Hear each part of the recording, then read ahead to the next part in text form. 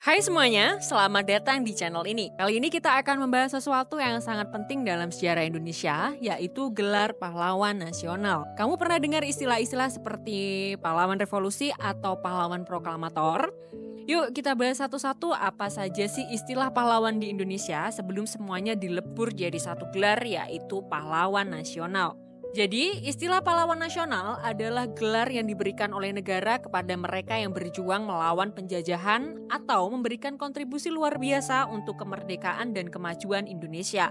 Gelar ini diatur dalam Undang-Undang Nomor 20 Tahun 2009 tentang gelar, tanda jasa, dan tanda kehormatan. Melalui undang-undang ini, gelar pahlawan nasional diberikan kepada warga negara Indonesia yang berjuang sampai titik darah penghabisan, baik yang gugur dalam pertempuran atau mereka yang telah meninggal dunia karena pengabdiannya kepada bangsa. Sebelum adanya undang-undang ini, ada beberapa jenis gelar kehormatan untuk para pahlawan. Beberapa istilah yang pernah ada termasuk pahlawan perintis kemerdekaan, pahlawan kemerdekaan nasional, pahlawan proklamator, pahlawan kebangkitan nasional, pahlawan revolusi, dan pahlawan ampera. Namun setelah tahun 2009, semua gelar tersebut dilebur menjadi satu, yaitu pahlawan nasional. Tapi mari kita bahas lebih dalam mengenai perbedaan masing-masing istilah tersebut ya. Pahlawan perintis kemerdekaan adalah mereka yang membangkitkan semangat perjuangan kemerdekaan Indonesia sebelum tahun 1945. Mereka sering terlibat dalam berbagai pergerakan anti kolonial dan bahkan ada yang harus menghadapi hukuman dari pemerintah kolonial. Ini termasuk anggota angkatan bersenjata yang bertempur melawan penjajah. Berikutnya ada pahlawan kemerdekaan nasional.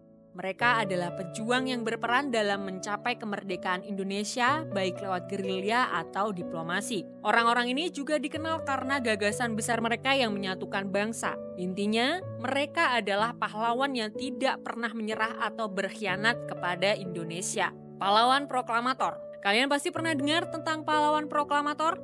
Gelar ini khusus diberikan kepada dua tokoh yang menandatangani naskah proklamasi kemerdekaan Indonesia, yaitu Insinyur Soekarno dan Muhammad Hatta. Mereka dikenal sebagai Dwi Tunggal yang membawa Indonesia ke gerbang kemerdekaan pada 17 Agustus 1945.